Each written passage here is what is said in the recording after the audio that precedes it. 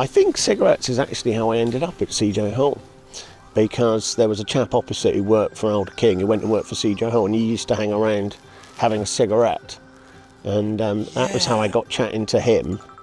And he said, come down to CJ Hole, they're looking for someone. And I was like, oh, okay. That's the same guy who got me in. No. I was walking down from Alder King, and I walked past the shop, and he was front of desk. And he knocked on the window, or I knocked on the window and said, what are you doing? And he beckoned me in, and he said, we're looking for a mortgage broker. And I said, well, I'm your man, and we got the job. And you and I then worked together in Clifton till about 97, 98. Hi, my name's Paul Govard, and I've been working with CJ Hole in its evolution over the last 30 years. Hi, my name's Chris Hill. I've been part of CJ Hole for 30 years. Started a greetings card company. Did you set up your own business, did you? Yeah, and learned... So how long did you leave for? 3 years. Right. And then you and I and our girlfriends went to India, and we were lying on the beaches getting a nice tan, and you decided to draw this little map of Bristol in the sand and said, why don't you come back and let's franchise, and let's take the corporate side out of it. Yeah, bring an independent business ethos to CJ Hole. And you did come back, and then sort of between us we wrestled it back, and it's been you and I.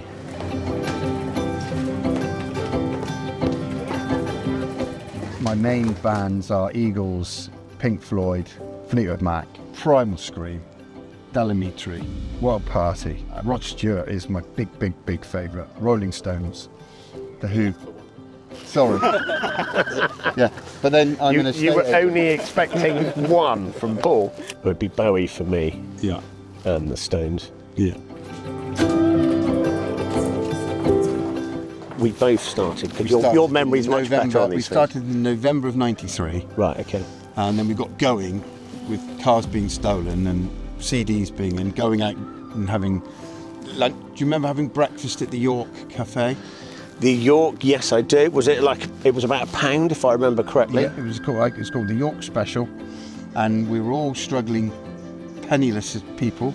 We had no money, so by the end of the month we had to go in and eat for £1, and then Muswell's next door. We'd all pool our money at the end of the day, and we'd get a load of cash together, and we'd pop in and drop our cash in and say to the landlord, we're probably going to need to have a sub.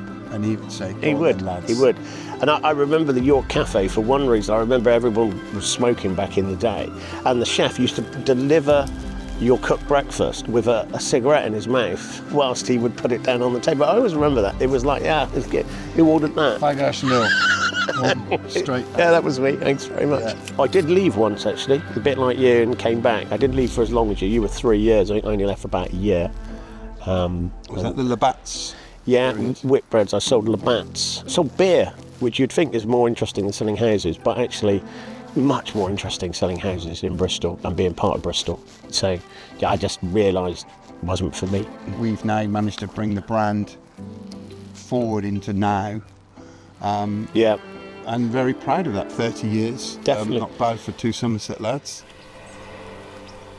Bristol was the sort of place that I liked. I could see greenery, I could see the city life, but yeah, so it was more, to me it was more of a vibe, and that's how I found it. It marches to its own tune. It's it's still that place people come to and then never leave, and that's the beauty of it for me as a Bristolian. They come here for the arts or to be DJs, and you know, and then end up settling here. And the people of Bristol, the people that live here, that are born here, welcome you in as their own very quickly. And people staying here and making it their own. So there was that cross section of people that had lived here all their lives, and then the new blood that was coming in, and it all mashed in beautifully in a nice tapestry of arts, crafts.